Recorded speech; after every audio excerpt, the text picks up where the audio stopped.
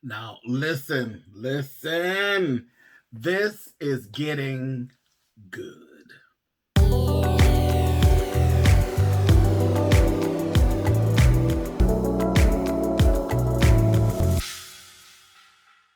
Hey guys, thanks so much for clicking on the video. This is my review for American Horror Story. This is double feature. This is season 10, episode 3, and it's actually titled Thirst. Listen. When we left off, that little buzzard named Alma, she was over there eating something. And remember, there were the people, they were down in the cemetery, her and the mother. Here, it was a rabbit. It was a little dead rabbit. It was filthy. That little rabbit was filthy. But anyway, she was eating it. And then the mother grabbed her up, took her home. The police chief ended up coming to the house. She wanted to question Alma. She's like, I need to question her. Some people around were seeing some things, and there's some child. Next thing I know, Doris, and I don't know, for me it seemed like Doris staged it. She fell down the steps. And then again, it didn't have to happen that she staged it, because remember when you think back, he did say that she had some issues with the pregnancy the last time. So maybe all the stress of everything, maybe she really did pass out, but she fell down the steps, and that kind of like curtailed everything that was going on. So they ended up taking her to a hospital that's close by. And the hospital said, they need her to stay for a few days. So she's going to be staying there at the hospital. Harry takes Alma and tells her, listen, we're going to go back to New York. And we won't be that far, we'll come on back and this, that thing, and the other. They're going to take, you don't have to worry, because we're going to be back in New York and everything's going to be fine. But he lied. Him and Alma went back to Provincetown, and he told her, listen, we're just going to keep this from your mother. They both spoke about what it was, and he's speaking really freely with Alma about exactly what's going on. And I'm like, this is really weird. Like, it's really weird. And then at this point, I'm getting another Stephen King vibe here, you guys. It's feeling very Pet Sematary-esque, which for me, it's fine, because that's like one of my all-time favorites. I love freaking Pet Sematary. Pet Sematary was one of those movies where, listen, I've seen so much stuff in my days to where you got to go some really to disturb me. I don't know that you could actually really scare me as far as a movie goes. I don't really get scared. I get more of like an uneasy feeling. That I don't like. I don't really care for the things that make me real uneasy. That's like stuff with the woods and stuff like that, where I'll get uneasy and I'm like, I ain't even trying to deal with it. Pet Sematary made me a little uneasy. It was done so well. The cinematography was done so well. That's why I had a problem. I still haven't watched the remake. I just can't bring myself to do it, because I love the original. And again, it's one of those movies like Carrie that I feel like it was perfect the way it is. And I just can't. Well, I did watch the remake for Carrie. Sucked. But as far as Pet Sematary, I can't. There was things they changed about the story, and I just can't bring myself to actually to watch. I just can't. I can't do it. Yeah, I can't bring myself to watch the remake, especially once I found out that they redid the ending. I'm getting off topic. Listen, is what it is. This is giving me the whole eerie, uneasy feel of Pet Sematary, but it's a good uneasy where I'm not freaked out by it or not bothered by it. I really just need to know what's getting ready to happen next. So that's where we're at. So listen. So he's talking to her, like the stuff that they got going on is why I say it reminds me of Pet Cemetery, because you're talking to her, one, like she's not a child, two, like the crazy shit that you all have going on in your family, like it's normal. And it's it's not normal. You're not normal. Alma's not normal. And the mother is an idiot to even be bothering with you all. But anyway, so he tells her, I want you to stop. She says, that's fine. Then I need you to stop too. He even admitted to her about killing the man down on the dock. I was like, too much. Too much. Anyway, so later on the next day, here he is. Harry's back. And all we have is this blank computer screen. And he gets desperate. He goes back, goes in the garbage, gets the pills out. He takes the pill. Alma standing behind him and sees him taking the pill. And she's like, "Too. What's good for the goose is good for the gander. And I plan to gander." So he gives her a pill too. They end up later on, they're at the restaurant. And they're like, I like steaks, 2 steaks, very, very rare, which that's not really going to do anything because they're just like junkies at this point. These two are pulling junkie stunts. And they're having a conversation, and it includes Doris again. And this time, Alma, and she's just, oh my God, this little girl, I can't stand her. I cannot stand Alma. Oh my God, she is a cold, heartless. Ooh, child, she's terrible. She told him, really, we are exceptional. We are exceptional. And he keeps trying to drive home with her that I'll get this done and then I'll be fine. We'll have the money that we need.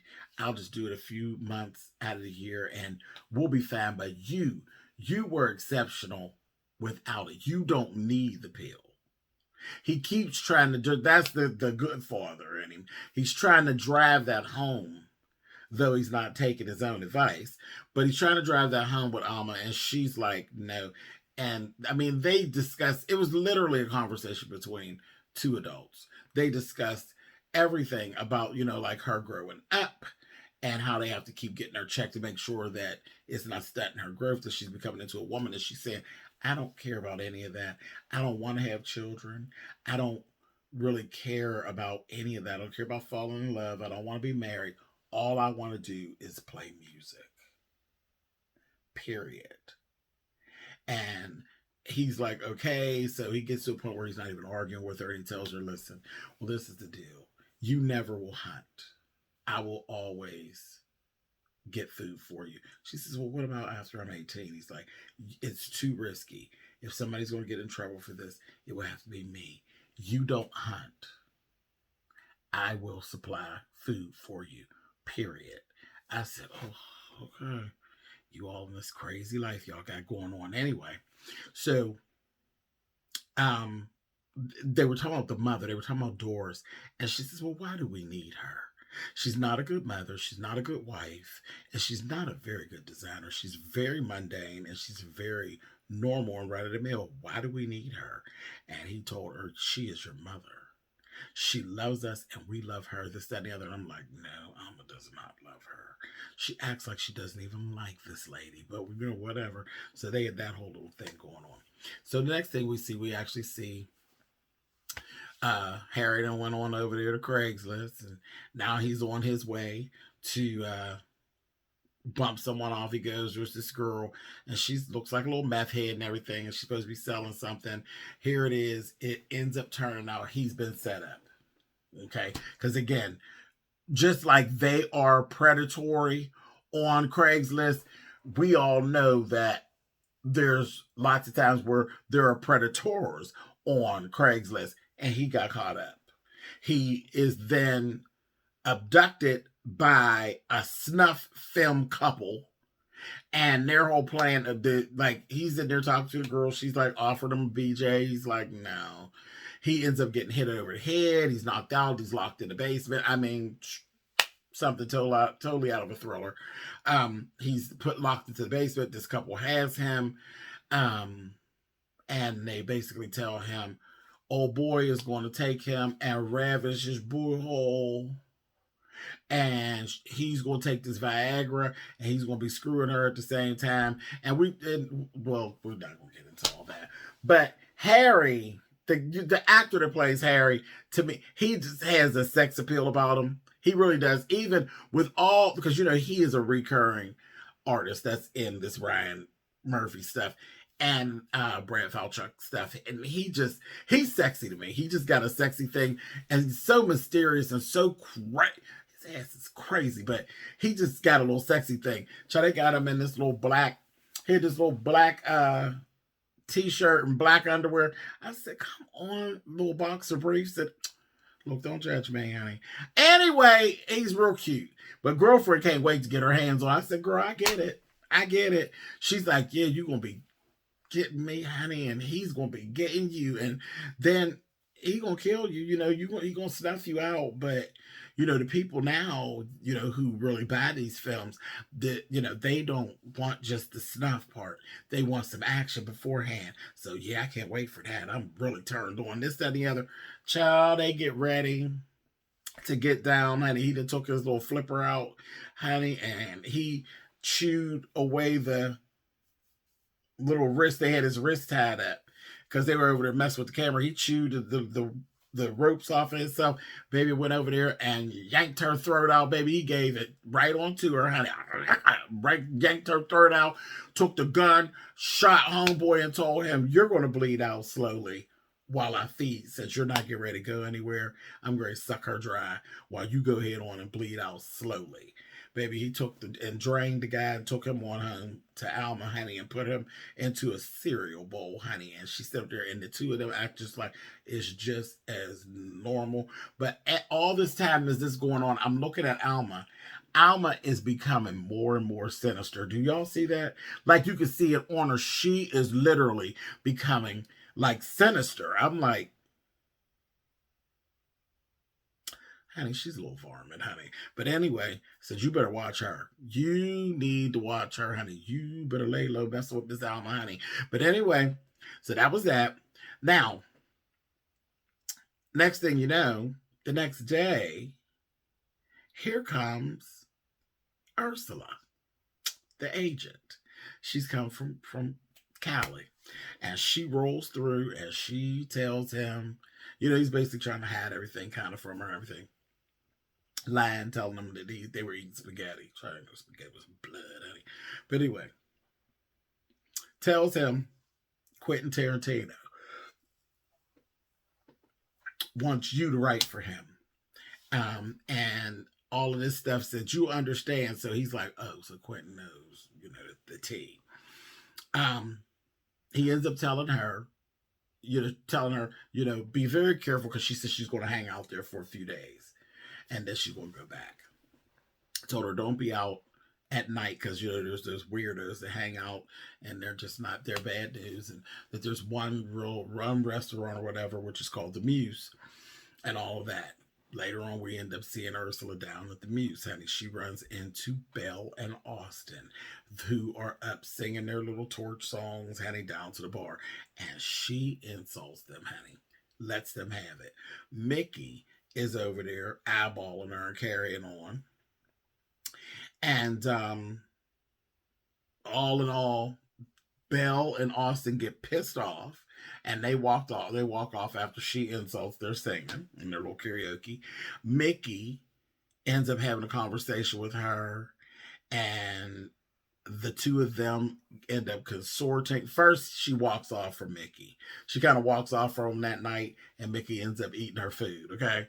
And then he sees her the next day down on the pier, close to the pier. She's down on the little, the shore, getting close to the pier. He runs up on her, gives her these scripts, and they basically have their little talk, and she ends up getting back to Mickey, and she tells him, you know what, something is going on here, and I know there's something that's going on. I knew exactly who Belle and Austin were, but I know that something is actually going on, and she basically blackmails Mickey into stealing the pills from Belle. Okay.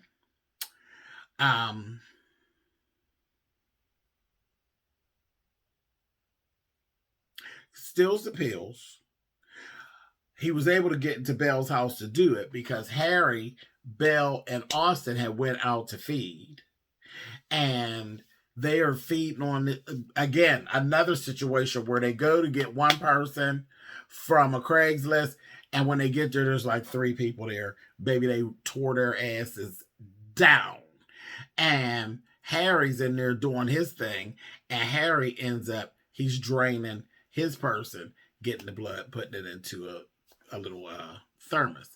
And they end up pulling off the road as they come back, and Belle and Austin pull a gun on Harry and say, "Who's the blood for, Harry?" He says, "My daughter." So they're like, "Are you freaking crazy?" And Belle said, "Listen, no, we're not doing this. It's too risky, and I'm definitely not putting my future in the hands of a 9-year-old little girl. No, we're not doing that." And Belle literally told him from the door, "Listen, no pills for her. No more pills for her. That's it. You got to wean her off, and no excuses. I don't care. You just got to get her off of it. We just not going to do it. We're not going to deal with it." And she threatened to eat her, basically. I said, "Oh, Belle." And then they drop him off. And as they drop him off, the 2 of them are looking at each other, and they say before they pull off, "Honey, he's leaving us no choice," Austin said. And he said, "He has to die. And the daughter." Honey, Belle was like, "Honey, I hear they're delicious." I said, "Oh." Belle is very, I don't know if it's that's the thing with women, because Belle is so sinister. So maybe that's what's happening with, maybe I'm reading too much into it, but that's, Austin does what he does, but Belle is very sinister. So I don't know if that was happening with Alma too, that in females it makes them pretty sinister as well. I don't know. I may be reading too much into it, but Belle is like, she's so calculated and she's just so sinister. It's like, Jesus. And again, she runs shit. Just like Alma. Alma runs shit. Alma's running doors and Harry. And she's real sinister. Anyway, but that Belle, honey, like I said, she's so like, "Here, they're delicious." I said, "Oh, girl." Anyway, so then after that, we end up seeing Mickey going, and he's like trying to go and kill this drifter. He was fine, honey. And he was telling Mickey, he was like, "Mickey, don't try to do me." Here, he thought Mickey was just trying to rob him, that he was like tweaking and was going to try to rob him. No, baby, he's trying to kill you. The 2 of them get into this knockdown, drag out, going on. Mickey ends up cutting them, stabbing them up, and feeding on them. Shortly after that, Mickey goes home. Belle has already been to his house and broken into his house. And I'm sure she probably has cameras and stuff at her house, but she knew what was going on, told him, "Listen, this is what's going to happen. It's a professional courtesy. Whenever you have a kill, you're going to bring me a lovely little thermos of the blood, is what you're going to do." And they're having this conversation. And he's like, "I'm not lesser than now. I'm really good. You see, I didn't turn into one of these mindless weirdos. I'm good. I'm just like you all." She said, honey, I'm a 747. And you, my dear, are a paper airplane.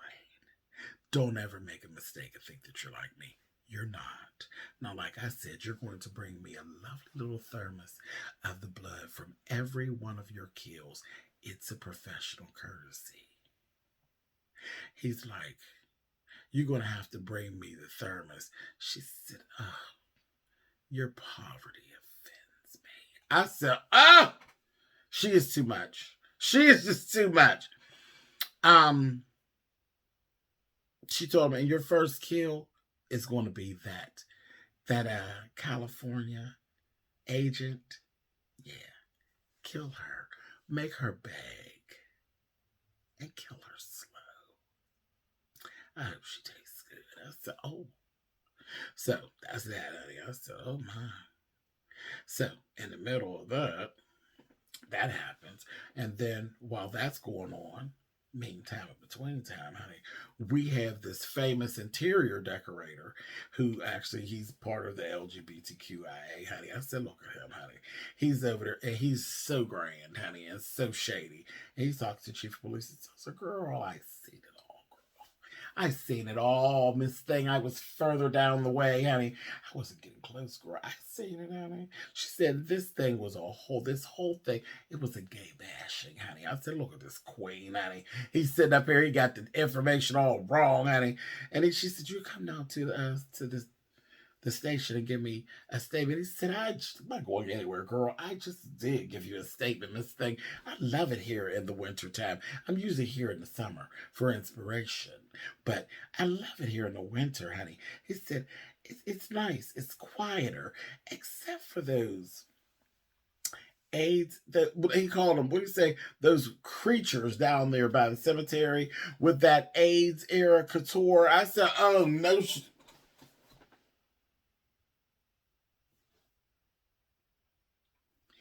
AIDS era couture, bitch, is out of order. I said, oh, you nasty, mean little queen, honey. She was a mess. And then she walked off, honey. She said, honey, I just gave you a statement. Get on, honey. Anyway, while all this is going on, here we go. Mickey done eased his way into Ursula's place. Ursula's in there, and she in the tub. He goes in there, baby. He got this little ice pick. He get ready to juke her up, honey, because that's Mickey's weapon of choice. Mickey will tear you up with an ice pick, honey. Just juke you, honey. He goes in there, honey. Ursula, she's so shady, honey. She said, did you come here to kill me, honey? If you do that, then you're never going to really be noticed, and you're never going to get to see the offer that I got for you for this whole rewrite of Speed Racer, honey, which, I knew it was good. I don't really care about that stuff, honey, but I got a sale for it already. This, that, thing, the other. So he, ends up putting his ice pick down, and he's like, oh, my God. So she's like, but I want more. She's like, I want to know who's doing these pills. I want to know how they're doing it. I want to meet them. You said there's a chemist who does it, because I know you're bullshit. I know you know more. There's a chemist that does it. I want to meet this chemist. And he's like, no, you can't do that. That's like one of the two rules about living here. She said, I don't give a shit about that. I want to meet the chemist. And that's that. And close the doors. You're letting yourself out. You're not going to kill me, honey. You can't be famous if you kill me. Ursula's a hot mess. So, later on, honey, Mickey takes Ursula to meet the chemist, honey. And who is it, honey? It's Miss Candy. I don't know what her name is, but it's the actress who plays Miss Candy on Pose, honey. And I was so happy to see her. And I was like, oh, Miss Candy, honey. And she up in here, baby, looking like Cleopatra Jones. I said, girl, you better come through here and give me Tamara Dobson teas, honey. Girl with the scarf. Only Cleopatra Jones, baby, gives you the scarf tied with the piece hanging and a whole lovely hat on top of it, honey, with a wide, broke lip brim, honey. I said, come through here, Miss Cleopatra Jones. Anyway, so they go, and Ursula ends up offering her a deal. She basically is telling her, grind for all this. I don't like strangers. She's like, I could make you a very rich woman, honey. Listen, I got a deal for you where you'll get paid on the front end. You're going to make money off of the back end, and this, that, thing, and the other. You'll be paid. You'll be the richest woman on the shore. So we see that, and then they split screen to her actually reporting back, talking to Belle and Austin, and she's telling them, I didn't accept no deal. You two weirdos got this all messed up. I love things the way they are. I like things just chill. I don't want no drama. I don't want all that. Nobody's going to be able to steal from me because I don't even have the recipe and that written down. It's all up here, baby. It's all about me. So without me, there is no nothing. That's my security and all that. But no, this is what's going to happen. I'm not going to give you all any more pills until you all tie up these loose ends. Y'all gonna have to get it together, or I'm not gonna give you any more supply. And they have to die. Mickey, Ursula, Harry, the wife, and the daughter. They all have to go away. I was like, oh, all right, honey. So shortly after that, we actually see Harry get ready to go out shopping for bodies, honey. And he's leaving Ursula babysitting. Ursula ends up going up to take a nap, honey. First thing she does, I said, girl, first rule of babysitting, you can't babysit sleep, sis. But she goes up there to sleep, honey. And next thing you know, we see the chief of police. She's out there, and she actually is scouting the joint. When Harry leaves, she comes over, honey, and knocks on the door, and Miss Alma lets her in. Alma told Harry when he was leaving, hurry, I'm hungry. Anyway, chief of police comes into the house. She gets to talking to Alma, telling her, people coming up dead, and I know it's tied to you all some kind of way. I need you to talk with me, this, that, and the other. She's just talking, and Alma says to her, have you ever had a dream? And she's like, and what would you do to have that dream come true? She tells her, the lady engages with her. She tells her, she said, I bet you would have killed everybody to get your dream to come true, this, that, and the other. So again, now she's looking at Alma like me. She's like, this little whore is really sinister, honey. She said, Alma, this is what's going to happen. I'm going to take you with me down to the station. When your dad comes, I'm going to arrest him, Alma. And she was like, oh, okay. And she got up, honey, and she used Mickey's weapon of choice. It was another little ice pick, honey. And she gave the chief of police, shh! I said, oh! Girl slit her throat, honey, and girlfriend fell back, honey, and she watched her bleed out. Honey, put 2 cups up underneath her. When Harry comes in the door, he looks, and here it is, honey, the chief of police is stretched out there, right there in the living room, honey, with her neck slit open and bleeding into the 2 cups, honey, and turns around and says, hi, Daddy. Alma sitting over at the counter with Ursula. And she's like, I just learned how to play Jim Rummy, Daddy. I just learned how to play Jim Rummy, honey. And Ursula says, Harry, grab a drink and a chair. We've got to talk. Child, and that's where it cut out at. I said, child, this is too much. But I could tell you this. I am loving this. I loved this episode. This episode was good to me. And it was really a lot of story building, but it wasn't boring.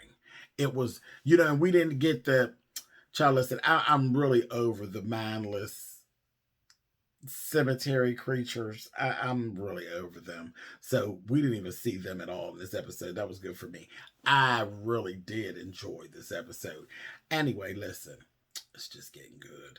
And I will catch you guys next time here for AHS, honey. Double feature. This is part 1. All right, you guys. Later.